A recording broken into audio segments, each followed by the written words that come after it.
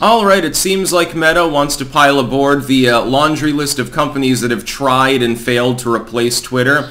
The idea, Astroturf in some people in the public's minds, is that Twitter is dying right now, and this is because Elon Musk bad, basically. Orange man bad for tech purposes is basically the same as South African man bad. Meta is now releasing an app or service or whatever the fuck you'd call it called Threads, tied into Instagram, and it's meant to function similarly to Twitter, effectively. And it's not going to work, and I'm going to tell you why it's not going to work for similar reasons on one end to G+, and why that fell through, and on another level, because of the structure of the internet and what fucking year it is. It's 2023. For all intents and purposes, anyone other than the lowest echelon of society now has home internet in the developed world. In the developing world, virtually everyone has a smartphone capable of accessing sites. It works a little bit differently. Things are a little bit more streamlined and don't take nearly as much processing, of course, because by design you can't. But from desktops and laptops through, you know, the fucking iPad and smartphones and all of the other devices people connect to, and their fucking TV uses the internet now, pretty much everyone's using it. There's not, therefore, as much room for growth as there was in the past. The growth is slower. It's still there. You know, Uganda gets a tie-in to a Chinese company that's going to come in and colonize them. All of a sudden, everyone has smartphones. Okay, a few more million internet users.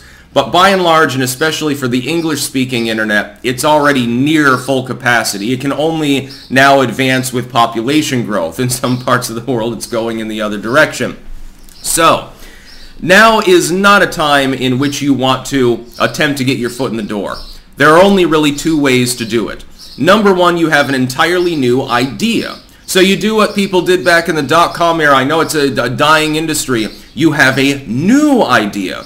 Oh, I've got a great idea for an app that can do something that no other app has ever thought of doing.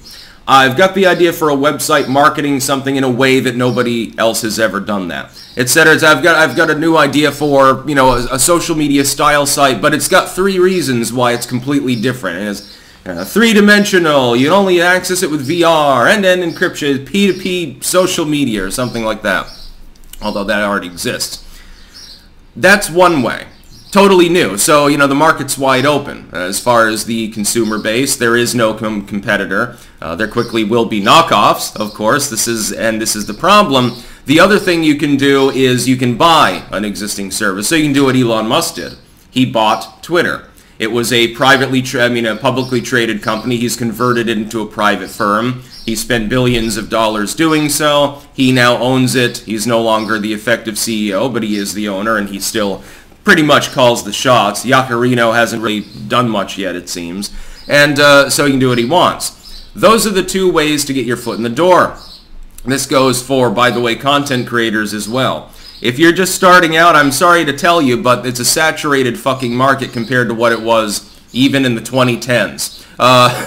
When I first got started, it was a fairly empty marketplace. It was rapidly growing, and most people weren't creating the actual content. And some of us rose up further than others, and if you aren't already in the 10K club right now, it is unlikely, again, unless you have a totally new way of doing things, something specifically, especially extraordinarily unique and or talented. So, you know, you're the next Justin Bieber for, you know, all of his faults. He does have a decent pitch and voice, and so he got big. He got big by making YouTube videos originally. He was discovered by his talent scout from YouTube. That was long, long ago, you see, when YouTube still had that effect going on. These days, there's no talent to be heard anyway. For content creators, you can do that, or you can take the fall and you end up getting Astroturf. So all of the major content creators you see rising up now in the new generation, for the most part, they're all Astroturfed. They're paid by the DNC or something. They're algorithmically favored based on their political views. We know that YouTube does this profusely. I hate to tell you, Gen Z, but the age of organic content creation is nearing its end. Those of us who have already gotten our foot in the door have at least the ability to maintain the audience we've already generated. Your only way is to suck cock, literally. You'd have to go to the DNC and whore yourself out to them. Whore yourself out to a bunch of 70-year-olds. The gerontocracy. And that's why Meta will fail. It's not a new idea. It's just a bootstrapping onto Instagram that is literally a knockoff of Twitter, entering a flooded market. Look what happened to Mastodon and Tribble when they were trying to compete with Twitter. 10 people use Tribble probably. I think the Occupy Dems are just constantly advertising their site in hopes that somebody will take it off of their hands for a couple $1 million at some point and that they'll have a return on investment. Mastodon, which I call Mastodork, is helpful for some people, but basically it's just overloaded with perverted material. I've never used it myself because I'm not interested in that, but from what I've heard from other people, and from trustworthy sources, people that send me news tips and shit who have looked at Mastodon, it's all sorts of fucked up. Why would anyone use it? Now, Meta's Threads, because it already has a large ingrained organic audience to use it, namely everyone on Instagram, has an advantage. They have an advantage over Tribble or Mastodork or some of these other sites that have cropped up.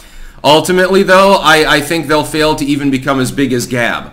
Gab is the only Twitter competitor that has ever really gained any legs and maintained itself, and that's largely because they're like, hey, we're Twitter minus Twitter's censorship. Well, when Twitter was heavily censoring people there for 3 or 4 years in a row, it gained them quite an audience now, did it? None of the other competitors ever went anywhere. Why would I think that Meta's Threads is going to be any different?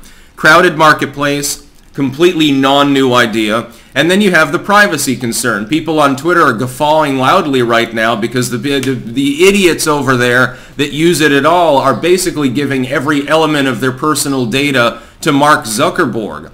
Well, you know, millennials were too stupid to realize it at the time, but when Facebook started up in the first place, it was basically a data gathering operation to sell you ads and then take your identity and sell it to Chinese firms to target you.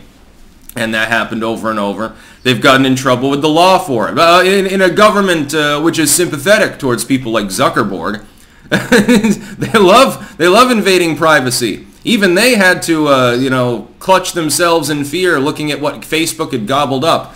DMs and everything else. Absolutely nothing was protected. Some of it got leaked at various times. How great for those users, by the way. So Threads ain't going anywhere. It opens up tomorrow, I guess, on the 6th. They're launching it. I don't expect it to work very well. It'll be like Google+. Now, you would think, well, oh my God, we're releasing Google Plus for all these various users who have accounts and services through Google. Well, it's like 1 billion people. We can't fail. Our social media site, which wasn't really a site anyway, it was more like Threads, is going to take off immediately. Everybody will love it. Bye-bye, Facebook. It's our Facebook killer. Did it work? This has been tried before. This is probably just it's a new thing to tinker with to get investors aboard and make some money.